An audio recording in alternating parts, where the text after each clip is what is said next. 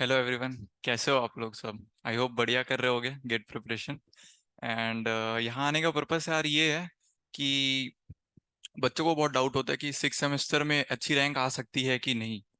यार अच्छी रैंक तो बिल्कुल आ सकती है। आपके सामने हम लोग खड़े हैं। नवनीत ने भी अच्छी रैंक लेके आई है।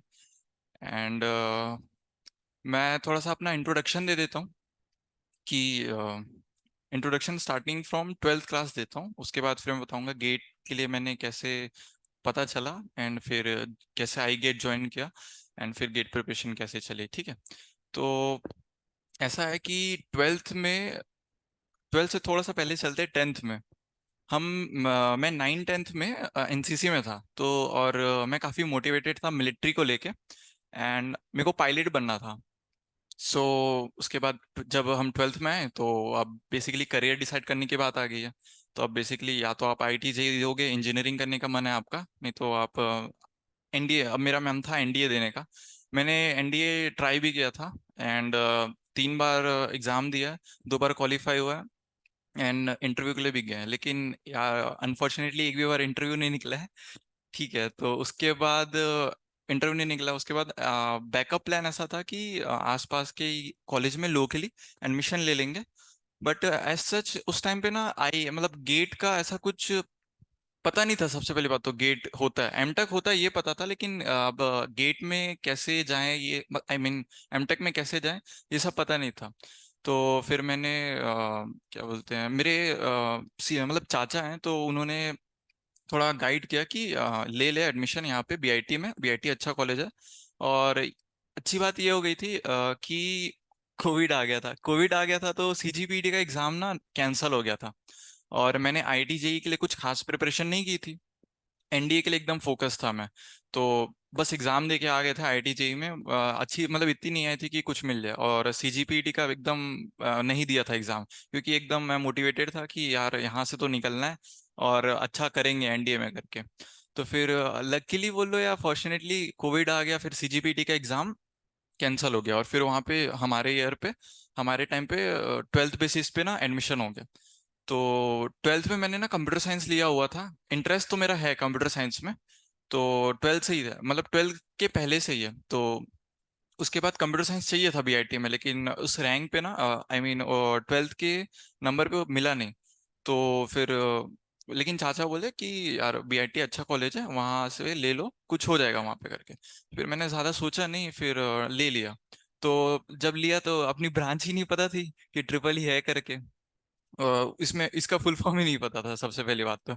उसके बाद फिर आए फर्स्ट ईयर में आए तो फिर मुझे कंप्यूटर साइंस में ना उस टाइम पे भी इंटरेस्ट था। इंटरेस्ट अभी भी है, तो कोडिंग वोडिंग में करते रहता था। ट्वेल्थ से जब स्टार्ट किया था तो कंटिन्यू कर रहा था।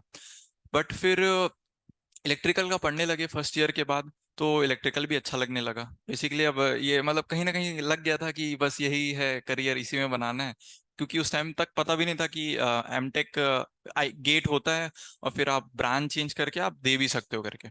तो फिर मैंने ना फर्स्ट ईयर में नहीं सेकेंड ईयर में थर्ड सेमेस्टर में एनएसएस ज्वाइन कर रखी थी। तो हम उस टाइम पे फिर कैंप गए थे। तो कैंप में ऐसा हुआ कि आखिरी दिन ना एक बहुत अच्छी बात हो गई थी। एक सीनियर है मेरे मेरे सुपर सीनियर है, उनके भैया आ गए थे। वो खुद मैकेनिकल्स हैं। वो गेट का प्रिपरेशन कर रहे थे। तो हम डिनर साथ में कर रहे थे। तो फिर मैंने उनसे डिस्कस किया, सर ऐसा ऐसा है। मुझे मतलब कुछ करना है बीआईटी, मतलब बीटेक तक तो नहीं रहना, बीटेक के बाद भी कुछ अगर बड़ा करना है तो आपको कुछ करना पड़ेगा। तो फिर उन्होंने सजेस्ट किया था कि गेट कर सकते हो करके। फिर मैंने वहां से गेट के बारे में पता चला था। और फिर मैंने उनको बताया भी, सर कि मेरा थोड़ा सा कंप्यूटर साइंस में इंटरेस्टेड हूँ। एंड मेरे को लेकिन मेरी ब्रांच ट्रिपल ही है। तो उन्होंने हिंट भी किया था कि ऐसा होता है, मेरे उनके दोस्त लोग भी किए हैं शायद। तो एक बार पता कर लेना। तो अगले दिन आते ही ना मैंने पता कर लिया था कि ऐसा ऐसा होता है। मैंने यूट्यूब में देखा तो काफी सारी वीडियोस में वो कह रहे थे कि आप दे सकते हो। तो फिर उसी हफ्ते में ना गेट का रिजल्ट आया था। और भिलाई में ना आई गेट करके ऑब्वियसली, तो उनका रिजल्ट बहुत अच्छा आया था कि सोमेल सर थे। सोमेल सर 25 रैंक आई थी उनकी। और बीआईटी में ना हमारे सीनियर्स की कंप्यूटर साइंस में काफी लोग ने अच्छा परफॉर्म किया था कि इतना कि हमारे ब्रांच तक भी न्यूज आ रही थी कि कंप्यूटर साइंस में रैंक आई है करके। और मुझे पता चला यार आई गेट भिलाई में ही है, तो ये तो अच्छी बात हो गई है। फिर मैंने अपने सीनियर से ना सोमेल सर का कांटेक्ट निकलवाया, फिर वहां से उनसे मिला। उसके बाद उसके बाद वहाँ उन्होंने सिलेबस बताया, गेट क्या है ये बताया, एंड गेट से जो अपॉर्चुनिटीज मिलती है, जैसे आप एमटेक करने जाओगे आईआईटी से, तो आपको एक तो पढ़ने का यार बहुत मतलब एनवायरनमेंट बहुत अच्छा रहता है। ये तो मतलब मेरे जो फ्रेंड्स आईआईटी में हैं वो उनसे बात करे तो पता तो चलता है। और एक दूसरा वे भी है कि वहाँ पैकेज प्लेसमेंट ये भी अच्छा है। तो आप दो मोटिवेशन रहता है फिर ऐसे में। तो मेरा मोटिवेशन तो ये था कि पढ़ना है बेसिकली। बीटेक के बाद मेरे को पढ़ाई मतलब स्टडी में मन लग रहा था, तो एमटेक कर लेते हैं, और इंटरेस्ट था कंप्यूटर साइंस में, तो कंप्यूटर साइंस में ही करना करके। तो फिर वहां से सोमेल सर ने गाइड कर दिया था काफी सिलेबस के बारे में, कितने सब्जेक्ट्स है उसके बारे में।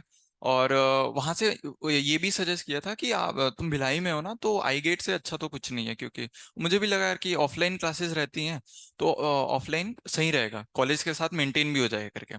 तो फिर अगले अगले दिन ही ना मैं आई गेट में आ गया था, सर के पास आ गया था। फिर आया सर से बताया, सर ऐसा ऐसा है, एकदम मेरे को क्लियर था कि यही करना है करके। क्योंकि जैसे मैंने बताया कि एनडीए क्लियर नहीं हुआ था, लेकिन लाइफ मतलब कहीं ना कहीं था कि ना कुछ लाइफ में कुछ बड़ा अचीव करके दिखाना है, कोई एग्जाम अच्छा कुछ निकल जाए तो अच्छी बात है।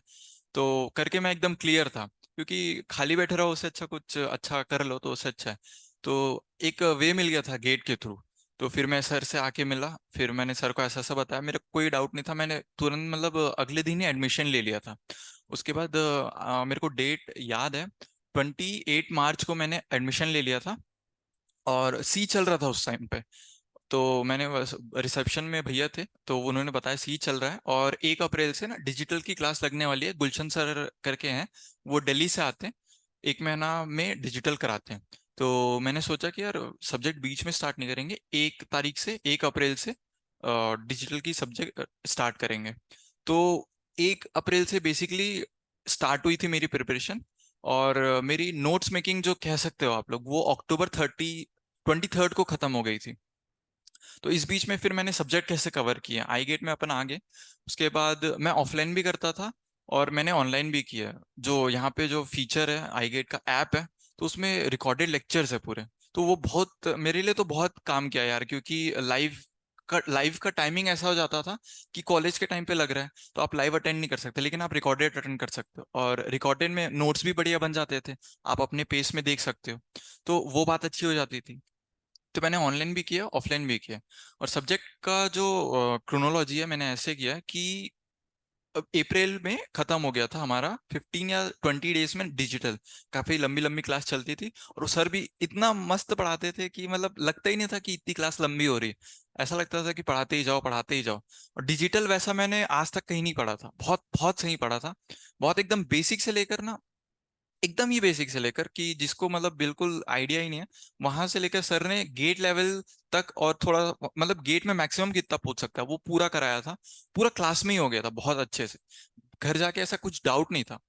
फिर उसके बाद मैंने अप्रैल के बाद ना हमारी इंटर्नशिप की छुट्टी लगी थी। तो छुट्टी इंटर्नशिप तो करना था क्योंकि वो करिकुलम में है। तो छुट्टी का ना मैंने ऐसा मतलब मुझे लगा यार छुट्टी मिली तो इसको यूज करना चाहिए। तो 13 सब्जेक्ट्स थे, तो मैंने देखा छोटे सब्जेक्ट कौन से हैं करके, और इजी सब्जेक्ट कौन से हैं। क्योंकि अब मेरे सीनियर से मुझे पता तो चल गया था कि इजी कौन से है, कौन जल्दी कवर हो जाएंगे करके। तो वहां से फिर मैंने ना वो 1 महीने की 1.5 महीने की छुट्टी थी, तो और रिकॉर्डेड लेक्चर भी था। तो मैंने वहां से फिर ना कंटिन्यू अपना टाइम पूरा डेडिकेट कर दिया नोट्स मेकिंग में। एक सीनियर के टच में था, विपुल सर करके हैं, तो उन्होंने मेरे को गाइड किया था कि अभी नोट्स 3rd ईयर में तो नोट्स मेकिंग पे थोड़ा फोकस कर ले। नोट्स एक बार आ जाएंगे ना, तो अगर तेरा 4th ईयर में भी रहेगा प्लान गेट देने का, तो वो अच्छा रहेगा कि नोट्स एक बार हाथ में आ जाएंगे। तो फिर 4th ईयर में प्रिपरेशन अच्छी रहेगी, प्रैक्टिस सही रहेगा। तो मेरे को उनकी बात ठीक लगी। तो फिर मैंने ना 3rd ईयर में नोट्स पे ज्यादा फोकस किया, स्टार्टिंग में, आई मीन जुलाई अगस्त सितंबर तक। तो नोट्स मेकिंग पे अच्छा फोकस किया। तो और रिकॉर्डेड से वो 1 महीने में ना मैंने इतना डेडिकेशन से किया था, इतना टाइम दिया था, क्योंकि पूरा दिन भर था। आपकी इंटर्नशिप रहती है वो 2-3 घंटे की थी, उसके बाद तो पूरा दिन भर था।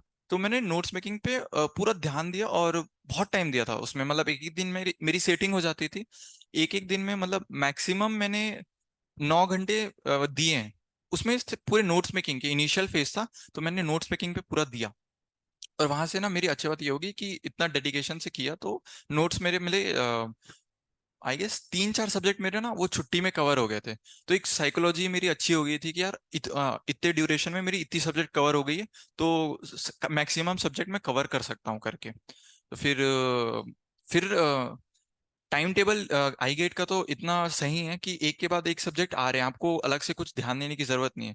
तो उसके अकॉर्डिंग ही मैंने किया था प्रिपरेशन। ऑफलाइन भी आता था और ऑनलाइन भी आता था, और मेरी रूटीन ऐसा रहता था कि सुबह आप उठे हो, 7 बजे से क्लास लगती है, तो 7 बजे मैं यहाँ आ जाता था।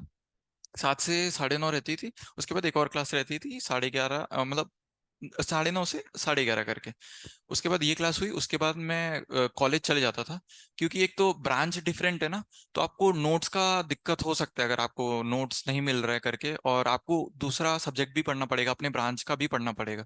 तो कॉलेज मेरे को यार जाना तो पड़ता था हर दिन। मैंने कुछ कुछ डेज मिस किए, कई बार एकदम हेक्टिक हो जाता करके, लेकिन इन जनरल तो मैं कॉलेज जाता था।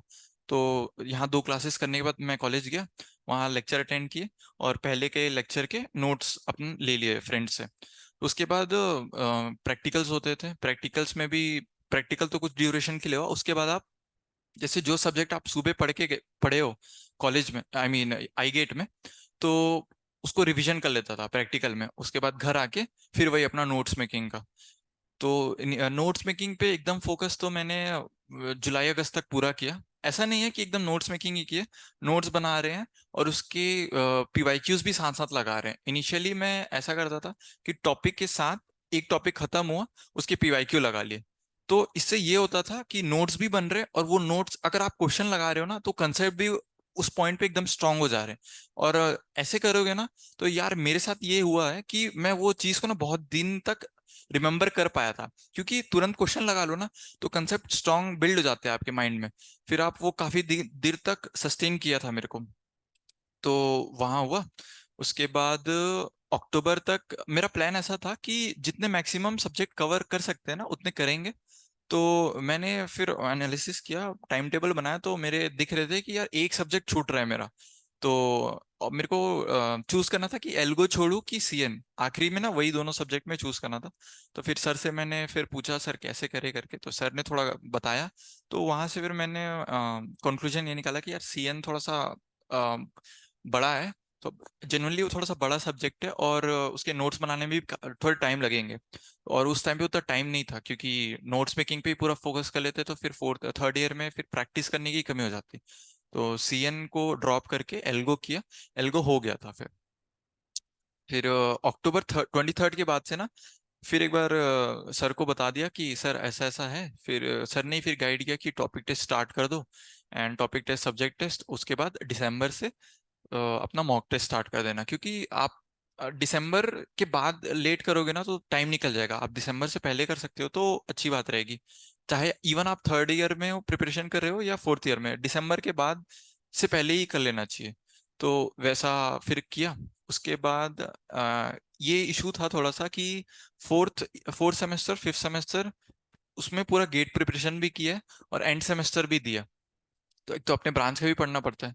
तो उसके लिए मैं ऐसा करता था कि फोर्थ ईयर तो ठीक है, कोविड में काइंड ऑफ ना ऑनलाइन निकल गया फोर्थ सेमेस्टर का। फिफ्थ सेमेस्टर में ऑफलाइन हो गया था, कॉलेज भी ऑफलाइन हो गया था, और हमें पता भी चल गया था कि एंड सेमेस्टर ऑफलाइन होने वाला है करके। तो हम मेंटली प्रिपेयर थे कि गेट के साथ ये ऑफलाइन एग्जाम तो देना है। बट अगर एक बार फ्लो टूट जाता ना गेट का, तो वो मुश्किल होता कवर अप करने के लिए। तो वो मेरे को मन भी नहीं कर रहा था गेट का छोड़ने का, क्योंकि फ्लो इतना बढ़िया बन गया था, सब्जेक्ट में मजा भी आ रहा था। तो ऐसा किया था कि यार पढ़ना भी तो था। लेकिन तो फिर एंड सेमेस्टर के लिए ना 2 हफ्ता पहले, 2 हफ्ता या हाँ 15 दिन पहले मैंने एकदम प्रॉपर लेके बैठ गया था। और बेसिकली जितने नोट्स तो मैं इकट्ठा कलेक्ट कर ही रहा था, मैं छोड़ नहीं रहा था, क्योंकि मुझे पता था नोट्स ही काम आएंगे आखिरी में पढ़ने के लिए। और मेरे दोस्तों ने ना अपने ब्रांच वाले बहुत मदद किया वहाँ पे, कि उनसे ही मैं मतलब बेसिकली वही पढ़ा देते थे कई बार। तो मैं उनसे फिर वही 15 दिन की ड्यूरेशन में बहुत वहां पे भी लग के ना नोट्स वहां पे भी बनाए। नहीं तो फिर एग्जाम नहीं निकलता अगर आप फिर ऐसे ओवर एक बार ऐसे ही पढ़ के चले जाओगे तो। वहां पे भी डेडिकेशन से पूरा, क्योंकि एंड सेमेस्टर में आप बैक लगाओगे तो फिर आपके लिए गेट में भी लॉस होगा, कि आपको फिर बैक का भी पढ़ना है, सेमेस्टर का भी पढ़ना है, फिर गेट का भी पढ़ना है। तो आप थोड़ा सा टाइम निकाल के एंड सेमेस्टर से पहले अगर वो अच्छे से दे दे तो चांसेस है कि एंड सेमेस्टर भी अच्छे हो जाएंगे। ऐसा कुछ टफ पेपर तो आता नहीं है, प्रिपरेशन अच्छी हो जाती है वहाँ पे। एंड और कुछ पॉइंट मैं बताऊं तो जैसे रूटीन ऐसा रहता था यार कि सुबह से अपन उठे हैं, 7 बजे यहाँ क्लास लग जाती है, स्टार्ट हो जाती है। यहाँ से अपन 11:30 बजे गए, फिर वहाँ 12 o'clock तक मैं कॉलेज पहुंच जाता था। वहाँ से 2 लेक्चर में अटेंड किए कॉलेज के, उसके बाद ब्रेक, फिर प्रैक्टिकल्स लगते थे, फिर घर आए। फिर घर आने के बाद थोड़ा सा वही आधे घंटे पौन घंटे रिलैक्स होने के बाद अब फिर मैं अपने पढ़ाई में लग जाता था। और तो उस इनिशियल टाइम पे ना जुलाई तक बहुत अच्छा, मतलब काफी डेडिकेट कर रहा था टाइम, क्योंकि नोट्स मेकिंग था ना। तो नोट्स बनाने के लिए एकदम आपको बैठना पड़ेगा, एकदम टाइम उसमें जाता है, उसमें देना पड़ेगा, और वो बिना दिए होगा भी नहीं, आपको देना पड़ेगा। तो वहां पे बहुत ये रूटीन रहता था। और 9 बजे तक, फिर 9 साढ़े 9 बजे तक हुआ एक रूटीन, एक सिटिंग में। उसके बाद अपन डिनर किए, उसके बाद फिर रात तक भी चले गए जितना आप खींच सकते हो। सर पीवाईक्यू, जैसे मैंने बताया कि रिकॉर्डेड के साथ ऐसा था कि सब्जेक्ट भी कवर कर रहे, टॉपिक भी कवर कर रहे हैं, और जैसे ही वो टॉपिक हुआ उस टॉपिक के पीवाईक्यू लगा लिए। एक एक बार पीवाईक्यू तो वहां हो गए, और एक बार पीवाईक्यू मैंने वहां लगाया कि एक बार सारे सब्जेक्ट खत्म हो गए ना, उसके बाद फिर से एक बार पीवाईक्यू लगाया। तो थर्ड ईयर में ना 2-3 बार सारे पीवाईक्यू को एक बार देख लिया था। अ,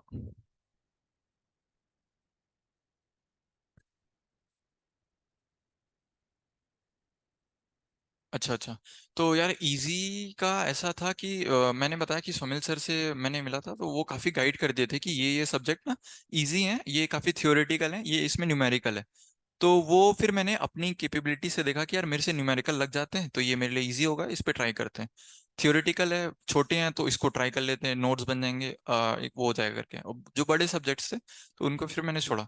तो मेरे लिए तो यार इजी सब्जेक्ट मैथमेटिक्स था। उसका हमारे गेट सीएस में मैथमेटिक्स का सिलेबस भी थोड़ा सा छोटा है, ज़्यादा सब्जेक्ट मतलब ज़्यादा यूनिट नहीं है।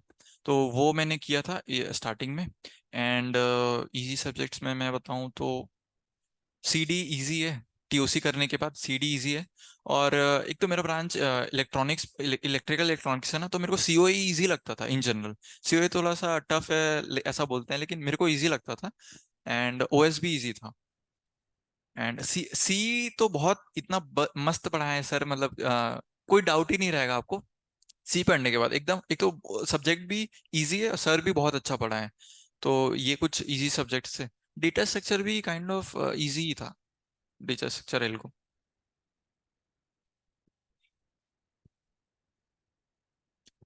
यार देखो, 2 साल का मैं बताता हूँ। एक तो थर्ड ईयर में प्रिपरेशन हो गई, और अभी फिर अभी भी प्रिपरेशन कंटिन्यू है। थर्ड ईयर में ना डिमोटिवेशन का टाइम ही नहीं था भाई, सच बता रहा हूँ।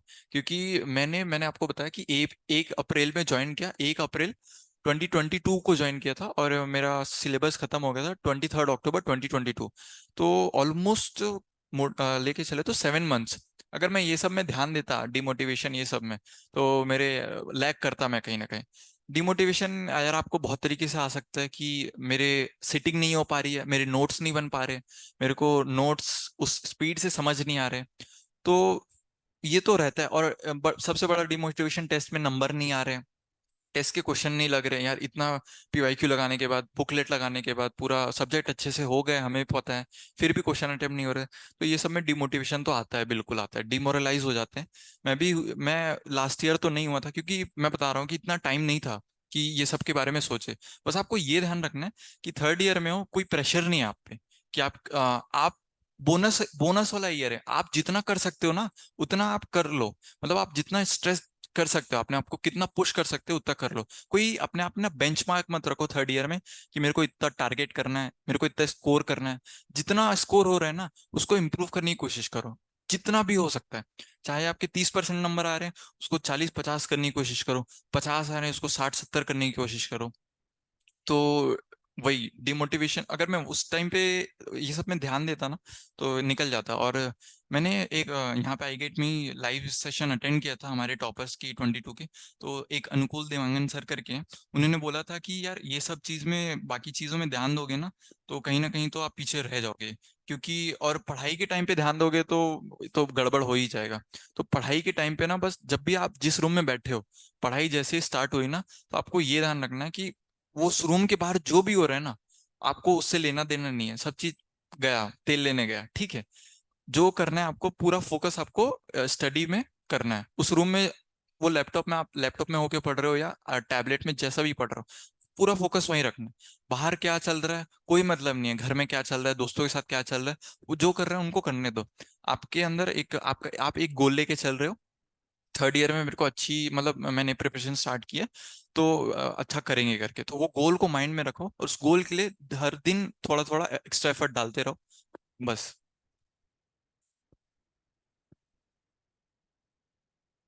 रिवीजन टेक्निक का यार इशू तो होता है, मेरे को भी स्टार्टिंग में हुआ था कि जैसे, लेकिन स्टार्ट मतलब मेरे को ऐसा बड़ा इशू नहीं हुआ था, क्योंकि मैंने बताया कि टॉपिक जैसे ही कवर हो जा रहे थे ना, मैं पीवाईक्यू लगा ले रहा था। कंसेप्ट तो मेरे को याद रहता था काफी दिन तक। लेकिन जब आप मल्टी सब्जेक्ट टेस्ट में आओ, मॉक टेस्ट में आओ ना, तो बहुत सारे सब्जेक्ट आपको साइमल्टेनियस याद रहने चाहिए। और क्वेश्चन एक सब्जेक्ट, एक क्वेश्चन एक सब्जेक्ट का, दूसरा क्वेश्चन दूसरे सब्जेक्ट का। तो वहाँ ऐसा था कि वो टेस्ट के, मतलब टेस्ट बोले या जितने क्वेश्चन आप बनाओगे ना, उससे वो सही होगा रिवीजन। और कितना कॉपी पढ़ोगे, कॉपी पढ़ पढ़ के कॉपी याद हो जाएंगे, लेकिन ना आप बेसिकली आपको कॉपी याद नहीं रखना है, कंसेप्ट याद रखना है और उससे क्वेश्चन लगाना है। तो मेन मोटिव आपका ये होना चाहिए कि क्वेश्चन लगना चाहिए। तो रिवीजन का सबसे बेस्ट तरीका तो क्वेश्चन लगाना ही है, क्योंकि क्वेश्चन लगाओगे और उस टाइम पे ना आपको एक्चुअल में आप कंसेप्ट को इम्प्लीमेंट करोगे, तो वहां पे आपको रिकॉल होगा। रिकॉल हुआ अच्छी बात है, रिकॉल नहीं हो पा रहा है तो आप ऐसा करो, तुरंत ही देख लो, या वो टॉपिक टेस्ट जो भी है या बुकलेट बनाने के बाद वो कंसेप्ट में आपको, आप नोट डाउन कर लो कि ये कंसेप्ट मेरा फंस रहा है, तो उस कंसेप्ट को एक बार फिर से कॉपी में पढ़ लो, फिर वही क्वेश्चन लगा लो बन रहे कि नहीं। तो ये एक मेथड हो सकता है, मेरे लिए काम किया है। तो हाँ हाँ, टॉपिक वाइज टेस्ट का तो एनालिसिस ऐसा है कि एक बार टेस्ट दे दिए, उसके बाद थोड़ा रेस्ट लेके वही क्वेश्चन देख लिए कि कौन से मेरे गलत हुए, सही क्वेश्चन भी देखे, क्वेश्चन को ओवरलुक नहीं करना है। नहीं तो सही क्वेश्चन फिर यहाँ बना रहे हो इजी क्वेश्चन, आप वहाँ गेट में भूल जाओगे, तो सारे क्वेश्चन एक बार देख लेता था। जहाँ मेरे क्वेश्चन गलत हुए ना, उनके सोल्यूशन को मैं काफी अच्छे से देखने की कोशिश करता था कि मतलब मैं उस टाइम पे क्यों नहीं सोच पाया, या मैंने सोचा तो क्या मेरे से गलती होगी, कंसेप्ट लगाने में गलती होगी, या मेरे से कैलकुलेशन में गलती होगी, या मैं ऑप्शन ही टिक नहीं कर पाया। तो और उसके आप क्वेश्चन, एक क्वेश्चन आ गया, उससे रिलेटेड और कितने क्वेश्चन बन सकते हैं, आप ऐसा भी कर सकते हो अगर आप, मतलब टाइम है बेसिकली, तो आप उसके वेरिएशन भी सोच सकते हो कि इस क्वेश्चन में ऐसे आ रहे हैं, इसमें और कैसे कैसे पूछ सकते हैं। खुद से ही आप करोगे ना, तो आपको वो कंसेप्ट को ना दूसरे वेरिएशन में लगाने में भी ना आपको समझ भी आएगा कि उसके बाद ना वो कंसेप्ट और बिल्ड होते जाता है। बेसिकली अलग अलग टाइप के क्वेश्चन में लग रहे हैं, अलग अलग वेरिएशन में, तो वो अच्छा फिर बिल्ड होते लग जाता है। तो वैसे मैं एनालिसिस करता था। और कोई मतलब डाउट वाउट होगा तो।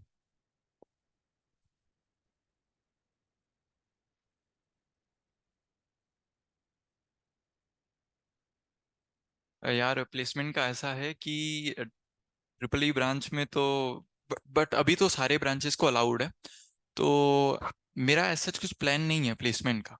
मैं अपना पर्सनल बता रहा हूँ, लेकिन ऐसा कुछ ना दिक्कत नहीं होगा, क्योंकि प्लेसमेंट में अगर आप आईटी फील्ड में जा रहे हो, तो गेट से रिलेटेड, गेट के सब्जेक्ट्स ही बेसिकली वहाँ पूछते हैं, और गेट की आप तैयारी कर लिए, तो फिर तो प्लेसमेंट निकलना मतलब ऑलमोस्ट मतलब पक्का ही है। बस आप थोड़ा सा टेक्निक, मतलब वो एप्टी वाला राउंड अच्छे से कर लोगे, और कोडिंग आपकी अच्छी है, तो आप प्लेसमेंट तो निकाल लोगे, मतलब एक्स्ट्रा मेहनत करने की कोई जरूरत नहीं है। गेट के साथ बहुत सारी चीजों की तैयारी हो जाती है।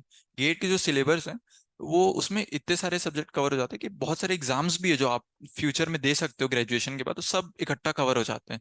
तो प्लेसमेंट फिर वही पर्सनल चॉइस हो जाती है कि आपको बैठना है प्लेसमेंट में तो कि नहीं बैठना है।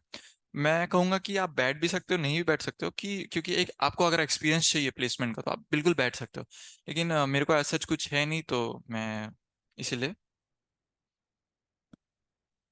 ठीक है, तो और कुछ अगर डाउट नहीं होगा तो बाकी आप लोग मेरे को सर के थ्रू कांटेक्ट भी कर सकते हो, मैं अवेलेबल तो रहूंगा।